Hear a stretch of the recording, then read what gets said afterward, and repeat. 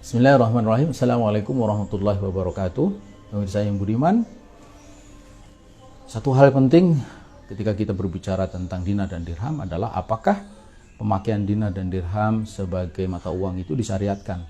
Jawaban tegas, ya. Pemakaian dinar dan dirham sebagai mata uang itu disyariatkan. Sebagaimana terlihat pada qoror atau takrir Rasulullah SAW dalam perdagangan pada waktu itu menggunakan dinar Romawi dan dirham Persia.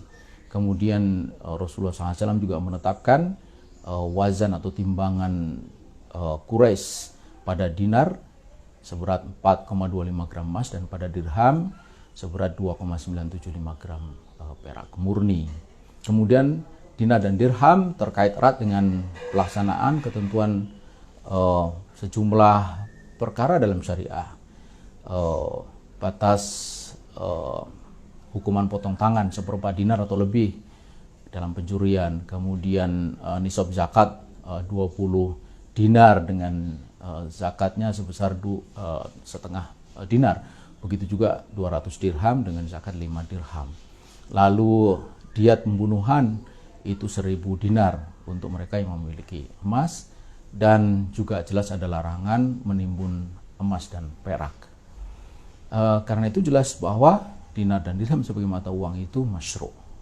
Karena itu segala upaya untuk menjelaskan kepada umat, mensosialisasikan, termasuk juga mengamalkan, itu harus dipandang sebagai sebuah kebaikan, sebagai sebuah amal yang mulia. Tidak sepantasnya mereka yang melakukan itu semua diperlakukan secara semena-mena, ditangkap, apalagi kemudian akan diancam dengan hukuman yang begitu lamanya.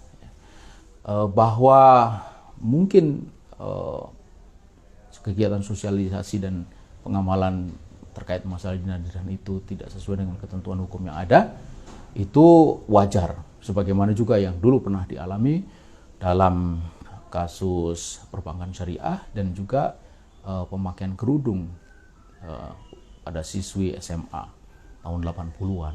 Tapi seiring dengan waktu, terbukanya alam pikiran, kejernihan, keikhlasan hati, dan yang paling penting adalah semangat takwa yang dilandasi kepada keimanan kepada Allah Subhanahu wa taala, akhirnya membuka ruang setelah sekian lama. Kemudian seragam SMA, SMP, bahkan SD juga memuat ketentuan penggunaan kerudung. Begitu juga akhirnya Bank Syariah berdiri dengan undang-undang sendiri.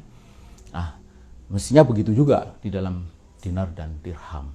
Karena kita yakin bahwa ketentuan penggunaan mata uang dinar dan dirham ini sebagai bagian dari syariat itu pasti baik. Dan terbukti dalam sejarah dinar dan dirham adalah mata uang yang sesungguhnya yang bisa menyimpan kekayaan secara real dan dia tahan terhadap tekanan inflasi. Harga kambing di masa Rasulullah SAW itu antara 1 sampai 2 dinar tergantung besar kecilnya, dan sampai ini hari harganya tetap seperti itu meskipun 1400 tahun sudah berselang.